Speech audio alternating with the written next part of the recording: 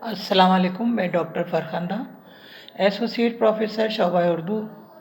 मैं BA part first के लिए मेआर अदब का एक सबक जो कि अब अबुल कलाम आज़ाद का लिखा हुआ है एक ख़त, उस पर इजहार ख़याल कर रही हूँ।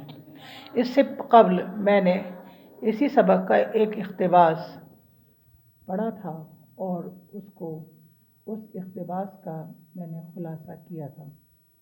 अब मैं इसका बकिया हिस्सा पढ़ रही हूँ। अगर आप मुझे इस आलम में देखें तो ख्याल करें मेरी पिछली ज़िंदगी मुझे क़ैद के दरवाज़े तक पहुँचाकर वापस चली गई और एक दूसरी ही ज़िंदगी से साबका है। ये मैंने आपको बताया था कि मौलाना अबुल कलाम आज़ाद को अंग्रेज़ों ने उनके ख़िलाफ़ लिखने के लिए और जंग आज़ादी की जद्दोजहद में खड़े होने के लिए उनको सज़ा दी थी और उनको अहमदनगर की जेल में डाल दिया था। वहाँ उन्होंने ये ख़त बैठकर लिखे थे कि वो कह रहे हैं कि अगर मैं अपने आप को इस आलम में देखता हूँ, यानी क़ैद खाने में देखता हूँ, तो मेरी पिछली ज़िंदगी ने मुझे इस क़ैद खाने के दरवाजे तक पहुँचाकर वापस चली गई और अब एक दूसरी ज़िंदगी है जिससे मेरा साबका पड़ा है, यानी मेरा वास्ता पड़ा है। जो ज़िंदगी कल तक अपनी हालतों में गुम और खुश कामियों और दिल शगुफ्तगियों से कम आशना थी, आज अचानक ऐसी ज़िंदगी के कालिब में ढल गई जो शगुफ्ता मिजाजों और रवैयों के सिवा और किसी बात से आशना ही नहीं। हर वक्त खुश रहो और हर नागवार हालत को खुशगवार बनाओ, जिसका दस्तूर अमल है। यानी ये अबुल कलाम आज़ाद कह रहे हैं कि मैं जब क़ैद खाने की ज़िंदगी से आज़ाद था, यानी क़ैद खाने में आने से कबल, तो मैं इतना अपनी हालतों में इतनी मसरूफ़ था और मुझ पर इतनी मसरूफ़ियत थी कि मैं खुश कम रह पाता था और मेरा दिल शगुफ्ता नहीं रह पाता था। लेकिन जब से मैं यहाँ आया हूँ, मुझे आज़ाद ज़िंदगी है मेरी। मैं जो चाहे सोचता हूँ, जो चाहे करता हूँ और शगुफ्ता मिजाजी मेरे अंदर उतर आई है और मुझे अब किसी के रवैयों से कोई फ़र्क नहीं पड़ता और मैं सारी बातों से आशना हूँ। हर वक्त खुश रहता हूँ और खुशगवार बनाने की कोशिश करता हूँ। यानी उन्होंने क़ैद खाने में भी अब खुशियों का जवाज़ ढूंढ लिया और अपने आप को क़ैद खाने के अंदर अपने ख़यालात, अपने तख़य्युल की परवान से उन्होंने अपने दिमाग को रंगीन कर लिया, अपने दिल में शगुफ्तगी पैदा कर ली। और यही एक अच्छे इंसान की पहचान होती है कि वो हर हालात में खुश रहता है और अपनी ज़िंदगी को खुशगवार बनाता है। इंसान का असल ऐश दिमाग का ऐश है, यानी इंसान जिस्म का नहीं।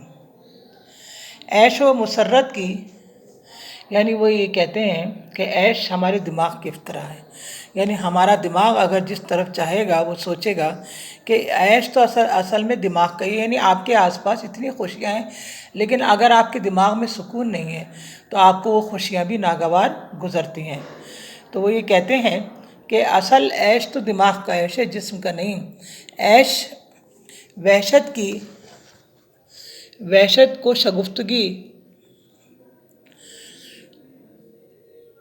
को हम चारों तरफ ढूंढते हैं और नहीं पाते। वो हमारे नेहा खाना दिल के चमनज़ारों में हमेशा खुलते और मुरझाते रहते हैं। लेकिन महरूमी सारी ये हुई कि हमें चारों तरफ की खबर है मगर ख़ुद अपनी खबर नहीं।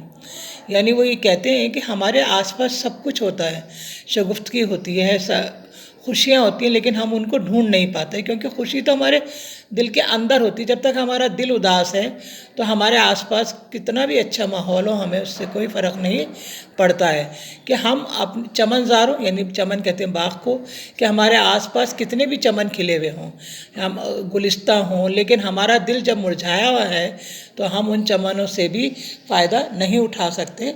और ये महरूमी जो है हमारी दिल में जो रहती है, वो ये महरूमी जो है वो हमें आसपास के माहौल से दूर कि खुशियों के माहौल से भी हम उससे फ़ायदा नहीं उठा सकते और हमारा दिल शगुफ्ता नहीं रह पाता है। क्योंकि जब इंसान का जहन جو ہے اگر وہ اداس ہے، دل اداس ہے، تو وہ آس پاس کا ماحول کیسا بھی ہے اس کو خوشیاں حاصل نہیں ہو پاتی ہیں۔